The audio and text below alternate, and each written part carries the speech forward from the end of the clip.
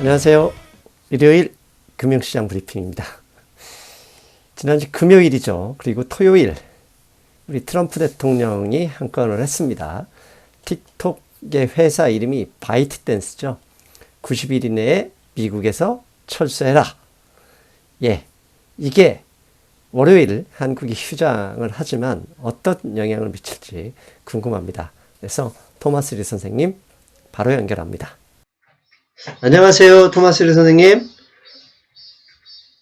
네, 안녕하세요.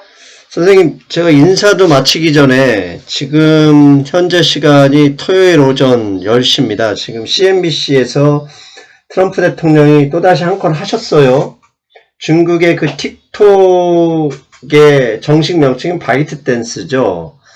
바이트댄스가 미국에서 90일 이내에 미국에서 사업을 철수하든지 팔고 나가라 이렇게 행정명령을 내렸습니다. 이 소식 구체적으로 뭐 다른 사항이 있습니까? 말씀하신 그런 내용이고요. 네.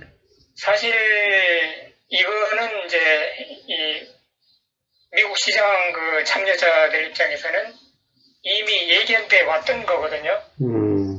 그래서 그동안에 이제 트럼프 대통령이 틱톡이나 위챗을 미국 마이크로소프트로 하여금 인수하도록 또 했고 또 한때는 또 그 미국의 그 트위터 거기서도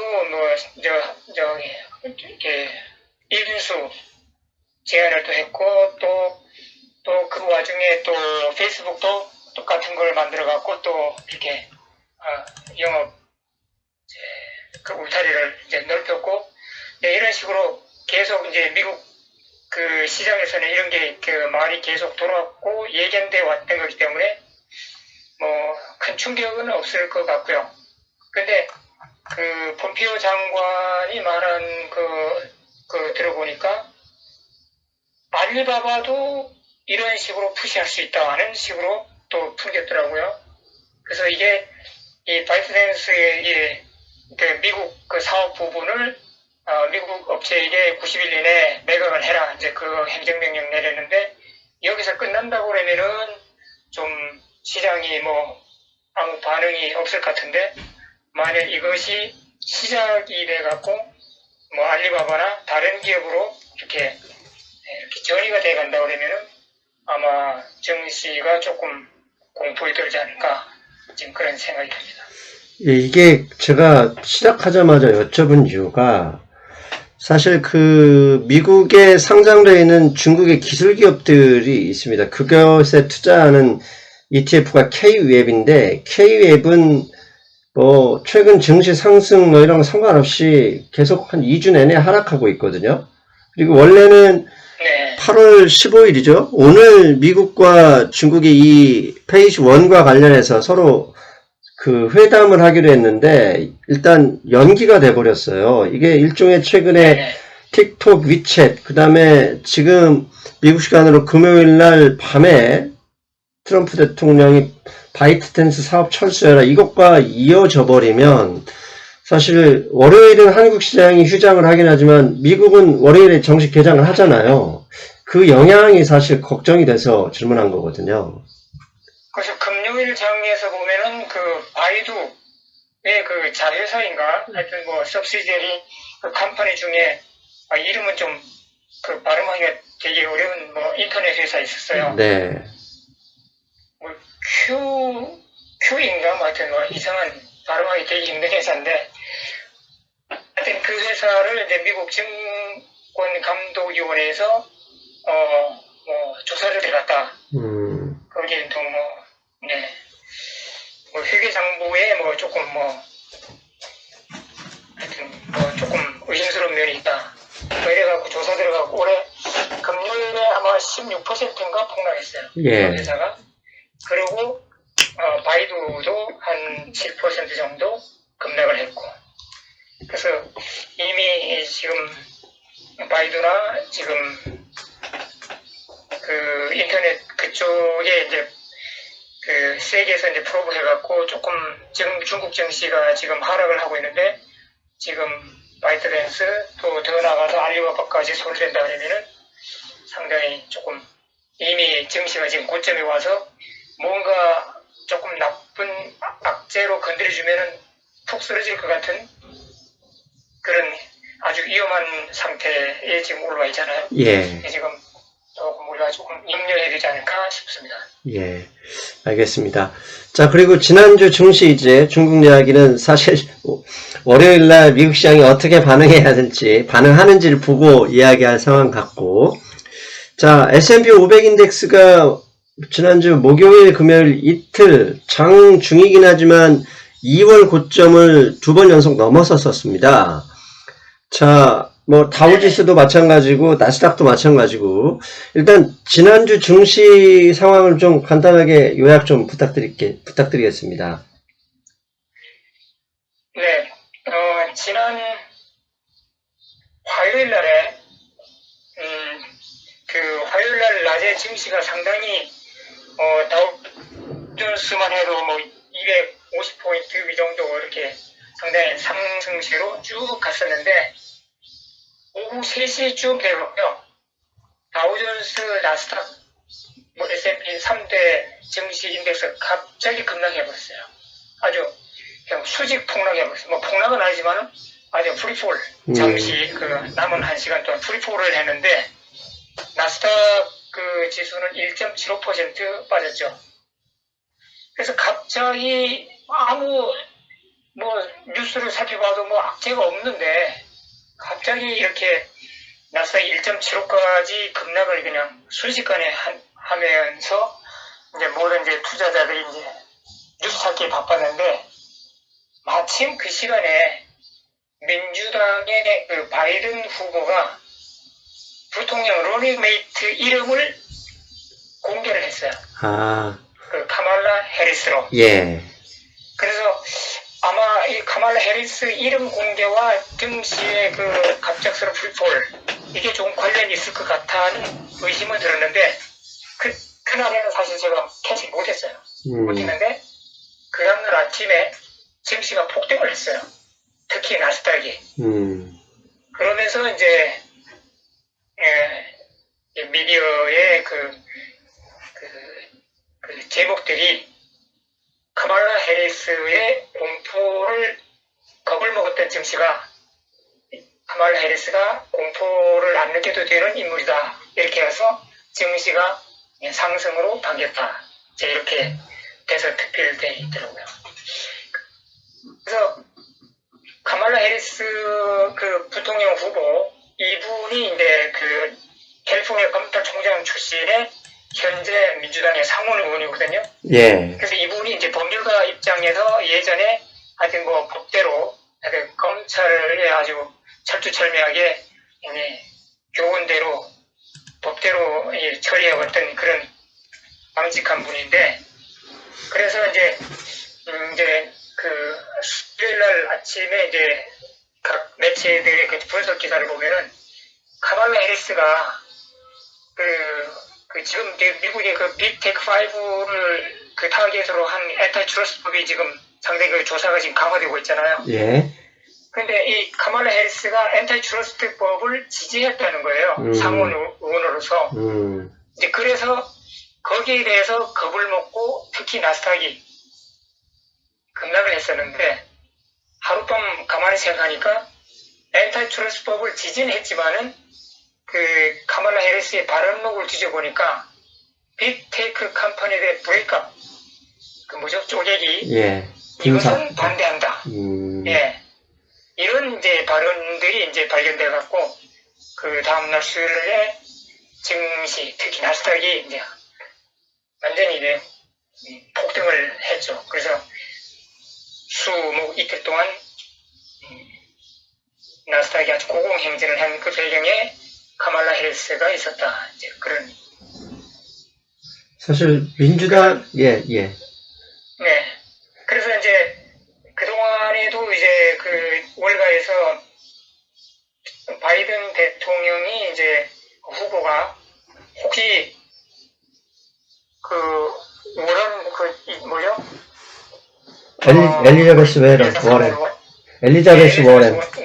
예. 예. 그분을 혹시, 그분 이제 그 후보군에 안에 들어갔었거든요. 예. 혹시 그분을 부통령 후보로 지정하면 어떡하나 이제 전승긍긍했는데, 그래서 조금 이제 그 좀 동도 성향의 카말라 해리스 이제 픽함을 해갖고 올가에서는 오히려 환호를 했어요. 그래서 비록 민주당의 이제 지금 현재로서는 바이든 후보가 당선 가능성이 있고 또 상원 하원 선거에서도 이제 다수당을 차지할 걸로 지금 예상되고 있지만은 혹시 백악관 상원 하원 다 차지한다 할지라도 그리고 뭐 법인세 인상이라든가 이런 좀 친시장적인 증시 이런 법을 되돌린다 할지라도 그래도 지금 현재 트럼프 대통령이 지금 행하고 있는 그 언프리디кт블한 거 그런 것은 없을 것이다. 그래서 시장은 그렇게 바이든 그 두 후보에게 이렇게 공포를 가질 필요는 없다. 오히려 장기적으로 보면은 미국 증시가 좀 더 안정적으로 나갈 수 있다. 이렇게 분석을 하고 있더라고요. 사실 민주당은 최근 이제 트럼프 대통령이나 펜스 부통령이 민주당을 공격하는 게 이제 신좌파다, 극좌파다 이런 얘기를 하죠. 그래서 그런 면에서 보면 샌더스 네. 후보나 앞서 말씀하신 엘리자베스 워렌 후보가 상당히 급진적인 이 좌파적인 그런 그 정치안을 가지고 있는데 이 해리스 의원 같은 경우는 그동안 그 친기업적이면서 또 그 이분이 이제 그 인도계 그다음에 그 아프리카계 혼혈인 거잖아요.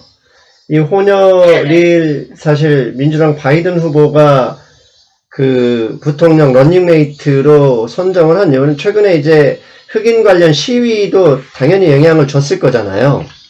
그렇죠, 네. 네, 그런데 이제 그게 이제 블랙 라이브스 매터스라는 그 일종의 구호에 사실 해리스 의원은 검찰총장 출신이다 보니까 시위대에 강경한 입장이었잖아요. 네. 이제 그런 면에서 볼 때 미국의 이제 그 상공회에서나 일부 기업들이 그 이 해리스 후보는 친기업적이라 지지한다 이런 얘기를 한 거 보면 사실 이 미국의 그러니까 이 증시 기업들은 좋아할 수밖에 없는 거 아닙니까? 그렇죠. 일단은 이제 지금까지 사실 뭐 아까도 뭐 바이트댄스 뭐 이런 예. 대통령의 그 행정명령 남발 뭐 이런 걸 해가지고 증시가 사실 그 투자자 입장에서는 사실 늘 어떤 공포거리를 항상 염두에 두면서 우리가 해야 되거든요. 트럼프 대통령 하에서는 너무 증시에 그 시장이 너무 간섭을 하고 이렇게 많은 변수를 일으키기 때문에 사실 그 투자자 입장에서는 상당히 지금 뭐 장기적인 어떤 투자 계획도 세우기 힘들고 트럼프 대통령 입만 쳐다보고 트럼프 대통령 트윗을 뒤지는 그런 지금 현상이 지금 있는데 사실 바이든과 카말라 해리스 이 두 분이 이제 대통령 부통령 되면은 증시는 더 안정되게 나갈 것이다. 이제 그렇게 이제 그래서 월가에서는 상당히 환영하는 그런 분위기더라고요. 사실 그런 분위기와 함께 지난주 애플에 이어서 이번 주 테슬라가 또 5대1 액면 분할을 발표했어요. 이 두 가지가 결합돼서 나스닥이 일주일간 증시 상승을 견인했다 이렇게 봐도 되겠습니다. 네, 일단 좀 눈에 보이는 그 배경은 일단 그 두 개의 큰 컴퍼니들이 이제 액면 분할함으로 해갖고 이제 증시 상승을 이제 부추긴 면이 있는데 그 월가의 어떤 그 분석가 그를 최근에 제가 본 게 있는데 나스닥의 상승세는 오히려 지금 고점이 아니고 지금이 시작일 수 있다. 이런 분석글을 봤어요. 그러면서 이제 그분이 이제 쓴 글에 상당히 저도 이제 많이 공감을 했는데 지금 19 사태를 맞이해갖고 이 완전 인류의 공동 적이잖아요. 예. 이 19 사태를 맞이해서 지금 각 기업들의 가장 그 우수한 그 과학자들은 그 백신 개발에 지금 매달려 있거든요. 예. 근데 이 백신 개발이라는 것이 단순히 마이크로바이올로지 이 한 부분이 아니라고요, 이게. 지금 현존하고 있는 모든 첨단 과학 기술이 총동원되는 거예요. 그렇죠. 각 분야에. 예. 그죠? 예. 예. 그래서 거기에는 이 백신 개발하는 이 와중에 그 AI도 활용되는 거고요. 예. 그죠? 나노 테크놀로지도 들어가는 거고, 심지어 블록체인도 지금 사용되는 거고, 퀀텀 컴퓨팅, 그죠? 예. 예. 그 다음 뭐 온갖 게 다 들어가죠. 뭐, 그 다음에 하여튼 그 다음 여기다가 이제 테슬라가 주도하는 이제 전기차 시대, 새로운 그 리유저블 에너지 시대, 이렇게 개발. 그래도 바이든 후보가 지금 주창하는 게 그거거든요. 내가 집권하면은 이 화석연료, 이런 거를 끝내고, 이 재생에너지, 이 시대를 열겠다. 이게 이제 이 공약 1호거든요. 예. 지금 이런 모든 이 19 사태와 어우러져서 이제 이 모든 게, 우리가 이제 지금까지 4차 혁명 했던 것이 이 19 사태를 맞이해서 각 진짜 세계 최고의 두뇌들이 백신 개발하는 과정에서 4차 산업의 혁명에 필요한 이 신기술들이 엄청난 속도로 지금 발전하고 있다는 거죠. 그래서 4차 혁명 시대가 훨씬 우리가 기대했던 것보다 훨씬 빨리 오고, 좀 더 광범위하고, 좀 더 첨단으로 나아가는 그런 기술 시대가 다가오고 있다. 그래서 지금 나스닥의 버블이냐 아니냐, 자기는 이런 것이 아니고 지금 오히려 나스닥의 이 상승은 시작일 뿐이다. 이렇게 그래서 글을 써놨더라고요. 그래서 제가 상당히 공감을 했어요. 그게 충분히 그 동감이 되는 말씀이라는 게, 가령 백신 개발이다 그러면 과거에 사람이 일일이 이렇게 조합을 통해서 물질을 개발하는 작업에서 나왔는데, 지금은 AI가 그걸 일일이 사람이 안 해도 AI가 성분을 가지고 수백만 가지의 교차를 통해서 특정 물질의 반응을 미리 보고 있잖아요. 그래서 그런 작업을 통해서 AI는 당연히 클라우드에 기반해서 또 그 안에 데이터를 가지고 나올 것이고, 그러다 보니까 그 안에서 신물질이나 새로운 물질들이 또 발견되고, 이게 엄청난 그 시너지가 그렇죠. 일어나는 거 아닙니까, 지금? 그렇죠. 그래서 백신 개발하는 과정에서 사람의 인체에 좋고 나쁘고 이런 물질들이 전부 지금 걸러지고 새로 발견되고 개발되고, 예. 그래서 인류 이 건강을 위해서는 지금 어마어마한 지금 발전을 하고 있다. 예. 그래서 오히려 그 19 사태가 오히려 기술 혁명을 촉진시키는 그런 계기가 되고 있다. 그래서 나스닥의 그 상승은 이제 시작이다. 뭐 이렇게 적어놨더라고요. 그러니까 이게 지금 우리가 생각하면 기술이 세상의 발전을 앞당기고, 오로지 이 테크놀로지가 모든 것을 좌우한다 생각하시겠지만, 기술이 나오려면 신물질, 신재료가 먼저 개발이 나오고 발견이 되어야 되잖아요. 근데 이 백신 개발 과정에서 지금 AI의 조합으로 인해서 신물질, 신재료 등이 어마어마하게 쏟아진다는 뉴스는 계속 나오고 있거든요. 그것 때문에라도 나스닥이 좀 더 다우지수의 지수와 역전될 수 있는 가능성도 충분할 것 같아요. 네. 자, 그런데 이렇게 이 백신이 주가 돼 있는데, 나스닥 상승에도 불구하고 백신 관련 이 바이오테크 주식들은 거의 2주 동안 계속 밑으로 조금씩 빠지고 있거든요. 이게 최근에 스펙이나 IPO로 바이오테크 주식들의 물량이 과도하게 공급돼서 그런 것이다라는 이야기도 있거든요. 이 바이오테크는 이미 다 프라이싱 돼 있기 때문에 그런 것인지 이게 좀 궁금하거든요. 왜냐면 한국에서도 지난주 바이오 관련 주식들이 많이 빠지면서 금요일도 많이 하락했거든요. 일단은 제가 볼 때는 프라이싱 인 다 돼 있다고 보고요. 뭐 그동안에 백신 개발하는 회사들 주식이 뭐 200%, 300% 엄청나게 올랐죠. 그 다음에 두 번째는 지금 백신 개발하는 회사가 워낙 많아요. 지금 뭐 미국뿐만 아니라 전 세계 통틀어서 백신 개발에 그래도 뭔가 성과를 내고 있는 회사들이 총 160개라고 해요. 전부 다 골드러시 하고 있네요. 골드러시. 네.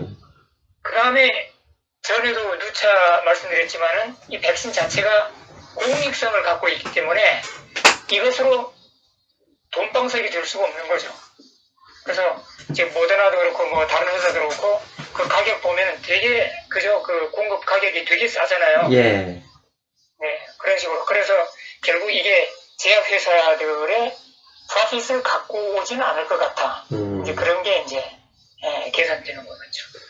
백신 이야기 나왔으니까 또 지난주에 러시아가 백신을 선포했습니다. 근데 제가 그 이야기가 나와서 주가가 어쩌길래 그 멤버십 게시판에 그런 얘기를 했거든요. 러시아의 백신은 개도 못 맞출 것이고 아무도 신경 안 쓸 것이다. 그런 거 관심 갖지 마라 했는데 오늘 새벽 뉴스다 보니까 CNBC 뉴스를 보니까 비슷한 얘기 누가 했더라고요. 러시아 백신은 원숭이도 안 맞을 것이다.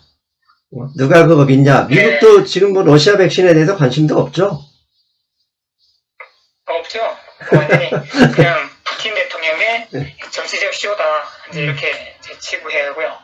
러시아 그 자체가 이제 뭐 미국이나 다른 나라에 비해서 그 생명공학 이쪽이 지금 빚들이 많이 떨어지는 나라거든요. 예. 그런데다가 듣도 보다 못한 연구기관에서 갑자기 임상실험도 없이 갑자기 백신 개발을 했다. 푸틴 대통령은 사용 승인을 했다. 이래갖고 사실은 이게 그 러시아에서 백신 개발했다는 그 뉴스가 터지자마자요. 가장 먼저 반응한 게 금값이에요. 그래, 금값이 폭락해버리죠. 예. 왜냐면은 이 19 사태를 이 공포스러운 이 사태 때문에 금값이 올라왔던 거잖아요. 이 19 사태 때문에 각 세계 각 나라 경제들이 다 망가지고 그 중앙은행에서는 돈을 계속 풀고 또 푸는데도 불구하고 실업자는 양산되고 또 지금 확진자는 계속 늘어가고 지금 완전 그쪽 하나만 보면 완전 공포의 도가니잖아요. 그래서 그것 때문에 금값이 올라왔는데 백신이 나오고 그랬다 그러면은 백신이 개발된 게 아니라 아예 사용 승인을 해버렸으니까 그러면은 금값이 상승하는 그 이유를 그저 상당히 잃어버렸잖아요. 네. 그래서 그동안에 그 단기간에 금값이 많이 올라왔던 그 부분에서 그 큰손들이 프라핏 테이킹 하는 바람에 급락을 해버렸죠. 참 이게 충분히 개연성이 있는 게 러시아하고 미국은 옛날 우주 개발부터 핵무기까지 서로 경쟁하는 관계였지 않습니까? 그런 상태에서 뭐 누구도 믿지는 않지만 원숭이도 뭐 안 맞을 거라고 한다는 그 러시아산 백신이 나왔기 때문에 미국도 또 자존심의 문제가 있기 때문에 최대한 속도를 높일 가능성이 있다. 이렇게 해석할 만도 하겠어요. 그렇죠. 그러면 그 러시아는 그 임상 실험에 뭐 몇십 명 그 정도 임상 실험하고 거기서 사이드 이펙트도 없고 효과를 봤다. 이래갖고 이제 사용 승인을 했는데, 근데 이 미국 같은 이런 나라에서는 그 사이드 이펙트를 되게 중요시 하거든요. 그렇죠. 그래서 옛날에 그 머크가 페인킬러 그 사용 금지 처분을 받았을 때 10,000명 사용하면 1명 정도의 부작용이 있다 그래갖고 사용 금지 처분을 받은 적이 있거든요. 그 정도로 이 미국 FDA나 이런 데서 이제 그 심사 기준이 되게 깐깐한데 러시아는 뭐 비교할 수가 없죠. 그 완전히 엉터리 그냥 진짜 원숭이도 개도 맞으면 안 되는 그 정도 수준인데 하여튼 일단은 제가 볼 때는 그냥 쇼로 끝난 것 같습니다. 자, 그리고 이제 앞에 잠깐 이렇게 질문 하려다가 이렇게 지나가 버렸는데 금요일 한국 시간 토요일 새벽에 미국의 7월 소매 판매가 결과가 발표됐는데 그 자동차를 제외하고는 상당히 많이 올랐습니다. 그런데 그 뉴스가 나오자마자 소득도 줄고 일자리도 날라가고 실업수당도 2천만 명이 넘게 청구하는데 소비가 계속 지난 4개월간 계속 증가를 했다. 이 얘기는 결국은 추가 실업수당 등 미국 정부가 준 돈을 소비한 것인 결과로 나온 것이다. 그런데 7월 날부로 이게 종료가 됐고 지금 지난주까지 열심히 협상하던 미국의 상원 그 다음에 의회가 금요일부로 문을 닫고 9월 8일까지 한 달간 쉰단 말이에요. 자, 이렇게 쉬어버리면 나중에 소급해서 한꺼번에 준다고 해도 8월 달의 데이트는 안 좋을 수밖에 없기 때문에 증시가 이게 나쁜 쪽으로 반응할 수 있다는 이런 의견도 있거든요. 선생님의 의견도 궁금합니다. 그런데 지금 공화당 민주당에서 이제 삽바 싸움 중이잖아요. 예. 근데 이제 그거는 이제 총 스티뮬러스 패키지가 1조 달러냐, 이제 3.5 조 달러냐. 예. 이제 거기서 이제 삽바 싸움인데 사실 트럼프 대통령이 지난 주일에 대통령 행정명령으로 해갖고 실업수당은 400불 행정명령 내렸잖아요. 예. 그 중에서 300달러는 연방에서 지급하고 100달러는 주정부에서 이제 지급해라 이렇게 이제 행정명령을 내렸는데 제가 볼 때는 실업수당이 뭐 지금 현재 손에 바로 이렇게 딜리버리 되지는 않지만은 그래도 완전 중단됐다고는 안 보거든요. 일단 대통령의 행정명령으로서 400불을 줘라 했기 때문에 이거는 일단은 조만간에 느무신 세무장관도 빨리빨리 이것을 손에 들어갈 수 있도록 집행하겠다 이렇게 했거든요. 근데 다만 그 400불 중에 100불은 주정부에서 이제 부담해야 되는데 주정부에서 지금 우리가 지금 돈이 어디 있느냐, 돈 못 주겠다, 우리는 그런 재정이 없다 이제 이렇게 반발하면서 일부 스테이트에서는 법원에다가 이렇게 또 소를 추진하더라고요. 그래서 하여튼 이게 400달러가 다 온전히 다 딜리버리 될지는 모르지만은 하여튼 적어도 300달러 정도는 그래도 조금 인터벌 갭이 좀 있을지언정 행정명령으로서 이걸 메고 나갈 것이다. 저는 그렇게 보고요. 그래서 지금 소매 판매에서 그렇게 충격적인 감소는 안 올 것 같다. 그런 생각이 듭니다. 예, 알겠습니다. 결국 어차피 대부분 크레딧 카드로 쓸 거니까 한 달 정도 후에 결제될 거니까 그것도 감안해야 되겠네요. 네, 그리고 금요일 날 아침에 트럼프 대통령이 행정명령을 또 하나 냈어요. 미국의 저소득층 각 가정에게 3,400달러 일시불로 수표 보낸다고 행정명령에 사인했어요. 끊임없이 돈이 나오네요. 네, 이게 언제 도착할지는 모르지만은 하여튼 일단은 출발을 하고 있다 이렇게 보시면 되겠습니다. 선생님은 좀 혜택 받는 그 계층은 아니죠? 저도 조금 받았고 네. 쥐꼬리만큼이지만은. 알겠습니다. 자, 그리고 지난주에 저의 눈길을 끌었던 소식이 미국의 뉴욕의 아파트가 텅텅 비고 있다. 이 뉴스를 봤어요. 맨하탄에 빈 아파트가 계속 늘어난다.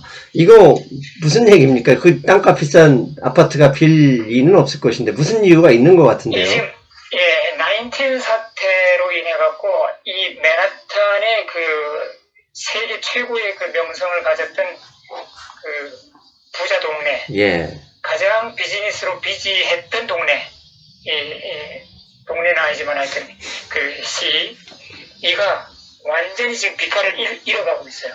그래서 이제 일단은 이제 19 사태 공포로 인해 갖고 관광객이 안 오잖아요. 네. 이 맨하탄은 이 관광의 도시거든요. 네. 전 세계에서 이 맨하탄으로 관광객이 이제 물밀듯이 밀려 들어오는데 사실 그 5번가 그 스트리트 걸어가면은 거의 뭐 70% 80%는 관광객이에요. 네. 단체 관광객들이. 네. 근데 관광객이 안 온단 말이에요. 일단은 안 오는 데다가 이 19 사태 이 공포로 해갖고 스몰 비즈니스들이 다 문을 닫거나 손님이 없거나 그 뭐라고 그러죠? 뭐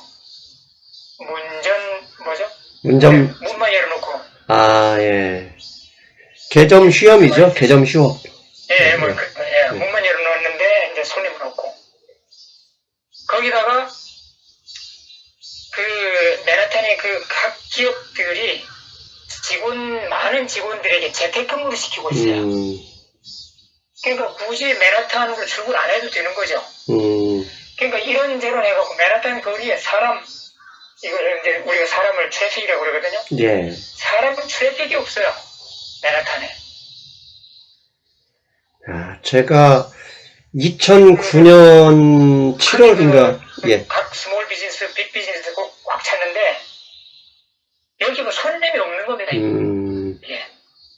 그래서 스몰 비즈니스 문 닫는 건 당연한 거고요.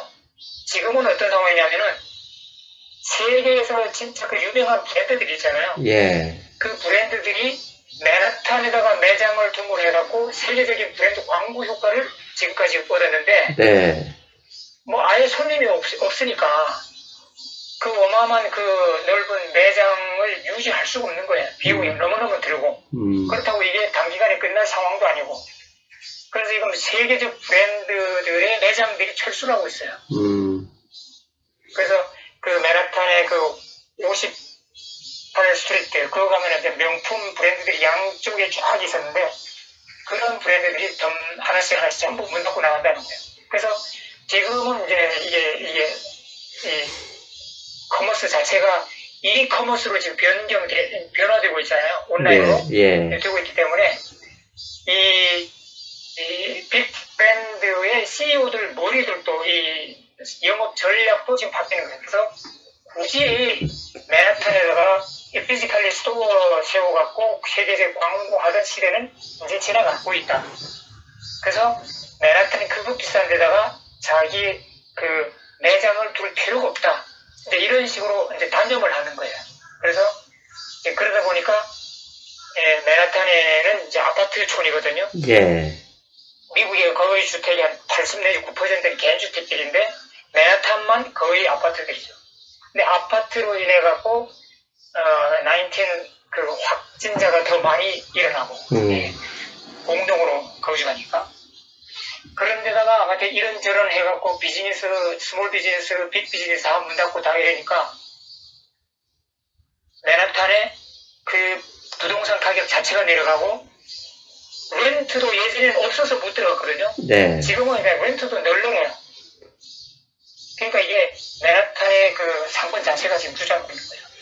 이게 사실 이게 하나의 어떤 시대 변화의 상징으로 볼 수 있는 거예요. 예, 제가 왜 이 선생님 이 뉴욕의 아파트 자체가 비는 게 중요한 게 아니라 그만큼 굳이 이제 대면 사회를 할 이유가 없다라는 그 흐름인 거잖아요.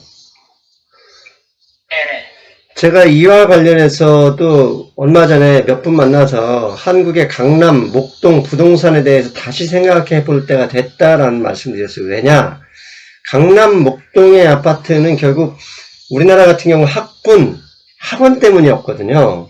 근데 학원에서 그 학원에서 사람이 이 코로나 한 명 걸리면 선생님이 수업을 못하서 문을 닫아버리기 때문에 선생님조차도 요새 비대면 수업, 온라인 수업을 원하는 그런 추세예요. 그래서 굳이 내가 대치동이나 목동 안 가도 수업을 듣고 있고 그걸 선생님부터 사회가 원하는데 그 학군 때문에 아파트 가격이 올라간다는 그 생각을 이제는 버려야 될 때가 됐다. 사실 이 얘기가 선생님이 말씀하신 뉴욕의 맨하탄 아파트하고 거의 지금 통하는 거 아닌가요? 그렇죠. 그렇죠. 예. 그 강남이나 목동은 교육을 기본으로 한 그 수요. 근데 맨하탄은 비즈니스를 기본으로 하는 수요. 이게 19 이 사태 자체가 이렇게 지금까지 수십 년, 수백 년 동안 지켜왔던 그 전통 예. 자체를 지금 뒤집어 엎어버리는 거죠. 그러니까 지금 미국하고 유럽하고 중국, 이 지금 그 19 이후에 그 경제회복 속도가 다른 가장 큰 이유 중에 하나가 유럽은 사실 GDP의 반 50% 이상을 관광객의 유입에 의해서 메꿔놨단 말이죠. 근데 지금 관광객이 안 가니까 유럽은 미국보다 더 힘들고 중국은 관광객이 나왔는데 지금까지는 이제 나오지 않고 자체로 돌아다니는 그런 상황이기 때문에 오히려 중국은 발전의 기회가 더 돼버린 상황이거든요. 내수 확대는. 결국 이 교류라는 대면이라는 사회의 흐름, 제가 볼 때 앞으로 상당 기간 여행을 다니기는 힘든다라고 봐야 되지 않습니까? 그렇죠. 이제 그 사회가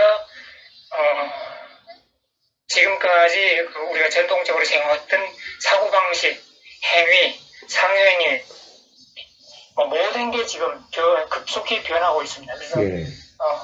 우리 투자자들 입장에서도 변화하는 이 조류를 따라가면은 투자에 성공할 수 있고 괜히 전통 산업 주식 이런 데다가 향수만 믿고 그런 데다가 투자하면은 자칫하면 손실도 날 수 있고 수익도 상당히 적을 수 있죠. 예. 이와 비슷한 흐름이 뭐냐면 목요일 새벽에 골드만삭스하고 JP모건, 미국뿐만 아니죠. 글로벌이 내놓으라 하는 투자은행인데 이 두 회사가 동시에 아주 동일한 회사의 리포트가 나왔는데 뭐냐면 온라인 카지노 및 스포츠 배팅 업체였어요. 펜 아시죠? 펜. 네. 즉 카지노, 사람의 인간이 보면 기본적인 욕구 중에 대표적인 게 섹스, 도박이지 않습니까?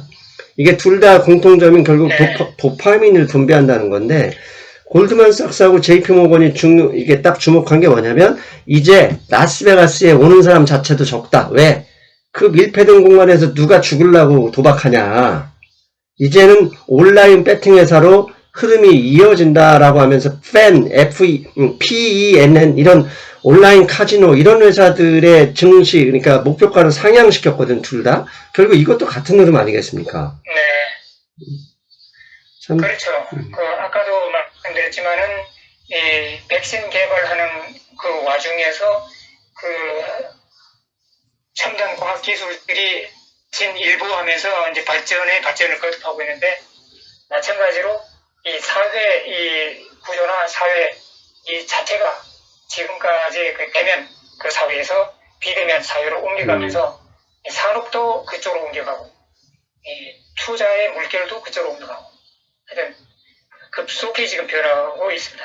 예, 알겠습니다. 이렇게 세상의 흐름을 우리가 자꾸 종목 위주로, 즉 나무만 중심으로 보면은 이렇게 큰 숲을 놓치는 경우가 있는데 오늘 토마스 선생님 또 중요한 말씀 해주셨습니다.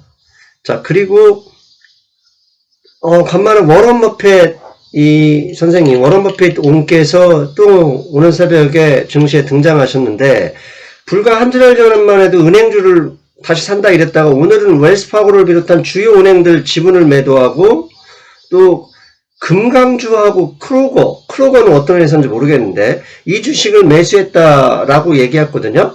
이 소식 들으셨죠? 네. 이 내용 좀 설명 좀 해주십시오. 어느 은행들을 매도한 것인지, 그 다음에 금강주하고 크로거 주식은 얼마나 샀는지 등등. 이게 금요일날 장중에 제가 이 뉴스를 들었으면 제가 메리골드 주식을 좀 샀겠는데 끝나고 나서 네. 장마치고 들었어요. 아, 그러셨구나. 네. 근데 하여튼 지금 이 버핏 옹께서 지금 갈팡질팡 하시거든요. 네. 항공주 샀다가 손절해버리고 은행주 샀다가 재미도 못 보고 또 팔고 지금 금광주 또 했는데 모르겠습니다. 이 금광주가 백신이 완전히 이제 사용 승인 나가서 이제 백신이 쏟아져 나오면은 금값이 어떻게 될지 장기 방향은 제가 잘 짐작이 안 되거든요. 네. 네. 버핏 옹께서 자기도 시장을 바로 보는 쉽게 대단하신 분이고, 또 틀림없이 그 밑에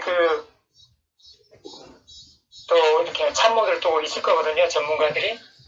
뭐 심사숙고해서 결정을 내렸겠지만은 모르겠습니다. 하여튼 이분이 왜 이렇게 시대가 빨리 변하는데 이런 첨단 과학 기술이라든지 재생에너지라든지 이런 앞서가는 기술에다가는 투자를 안 하고 이렇게 뭐 석탄이나 기차나 뭐 먹는 거나 금광이나 이런 전통적인데 이런 데 하는지 조금 좀 저로서는 좀 이해가 좀 안 되고요. 모르겠습니다. 이 금광도 또 얼마 있다가 또 손절하고 나갈지 잘 모르겠습니다. 그 크로고 주식은 어떤 종목입니까? 크로고를 샀다고 제가 나오던데. 자세히는 모르는데 뭐 식품 그 기술부터 하고 관련이 있을 것 같아요. 알겠습니다. 이거 제가 한번 직접 검색해 보겠습니다. 네, 제가 지금 금방 나온 뉴스라 갖고 제가 네. 아직 그쪽은 못 봤는데. 예. 자, 그렇다면 이제 다음 주, 이제 정말 다음 주, 한국 같은 경우는 월요일 날 임시 휴일이기 때문에 휴장입니다. 월요일 날 밤에 미국장이 오늘 트럼프 무슨 대통령, 날이죠? 원래 한국이 오늘 광복절인데, 이제 대통령 행정명령으로 17일로 임시 공휴일로 지정했습니다. 그래서 지금 네. 그냥 연휴죠. 또 한국은 또 여름에 한꺼번에 휴가를 몰려다니잖아요. 그런 것도 이제 감안해서 그 임시 휴가를 주신 것 같은데, 자, 중요한 건 이제 미국 시장이 다음 주에 어떻게 할 것이냐. 아까 처음에 말씀하신 것처럼 사람들이 너무 많이 오른 거 아니냐, 이 버블에 대한 걱정이 있기 때문에 슬쩍만 건드려도 흔들리니까 이게 이제 다음 주에는 어떤 흐름, 그 다음에 어디에 주목해야 될지 마지막으로 정리 부탁드립니다. 일단은 이제 최근에 뭐 미국의 그 19 확진자 숫자가 일단 조금씩 이렇게 수평으로 가고 있고요. 네. 그러나 이제 사망자는 늘어나고 있어요. 근데 사망자에 이제 정시가 반응 안 하는 것은 그동안에 환자가 많았기 때문에 그 중에서 면역력이 약한 분들이 사망을 하니까 뭐 병원 입원하자마자 바로 사망하는 건 아니잖아요. 그렇죠. 예. 입원해갖고 2주, 3주, 4주 지난 다음에 사망을 하기 때문에 그 2, 3주간에 확진자가 많이 늘어났을 때 입원했던 분들이 지금새 사망하기 때문에 사망자는 높게 나오지만은 증시가 거기에 반응을 안 하는 것이고요.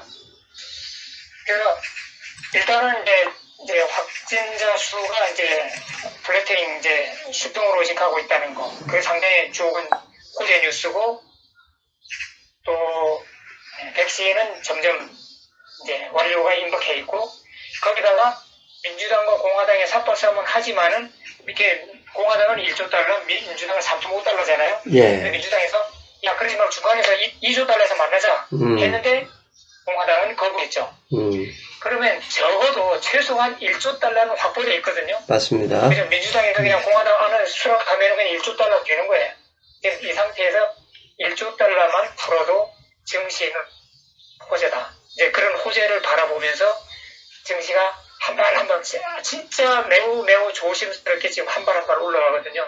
아까 모두에 말씀하셨지만은 SPX가 3,385 이게 지금 19 사태 전에 사상 최고치였는데 거기를 살짝 두근시락 건드리고 살짝 미끄러졌는데 많이 미끄러지지 않고 바로 목 밑에서 그냥 찰랑찰랑 있어요. 그래서 이 얘기는 한 번 더 치고 올라갈 수 있는 그런 포텐셜을 지금 보여주고 있거든요. 지금 그래서 트럼프 대통령만 좀 조용해지면은 3,400 위로도 찍을 수 있을 것 같다. 그런 생각 들고요.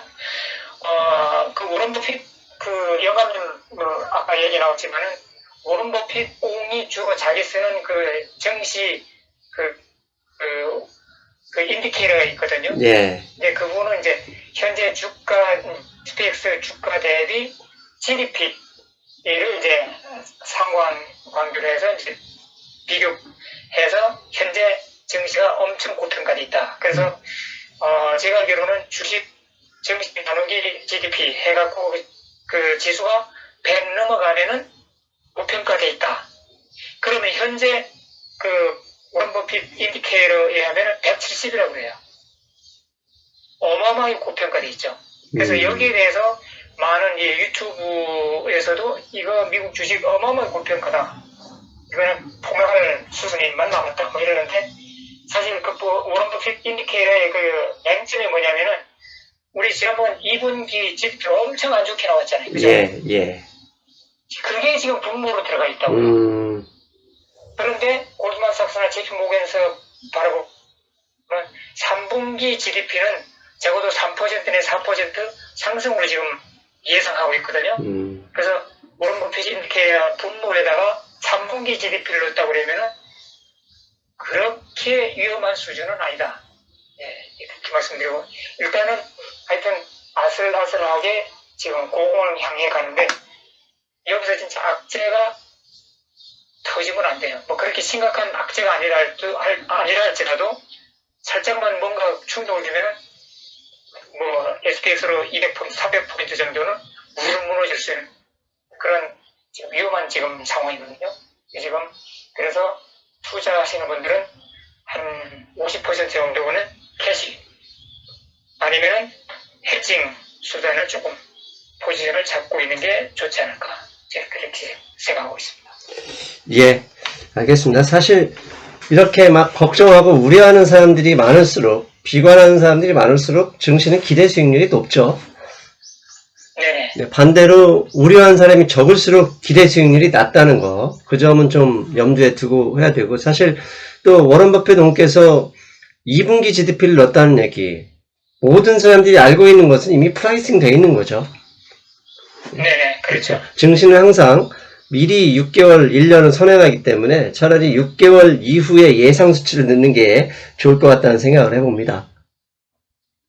네네. 예, 선생님 오늘도 1시간 가까이 말씀 주셨습니다. 감사드리고 다음 주에 뵙겠습니다. 선생님. 네, 수고하셨습니다. 안녕히 계세요. 잘 들으셨어요? 예, 세상은 참 다양한 변수로서 발전합니다. 생각지도 못했던 코비드 19 이것으로 이런 질병으로 새로운 기술, 새로운 변화 그리고 전혀 예상하지 못했던 흐름까지 우리는 그 숲을 볼 수 있어야죠. 항상 그 숲을 중시하는 상승미수 방송이 되겠습니다. 내일 월요일은 휴일이니까 저도 방송 쉬겠습니다. 화요일에 뵙겠습니다. 여러분 안녕.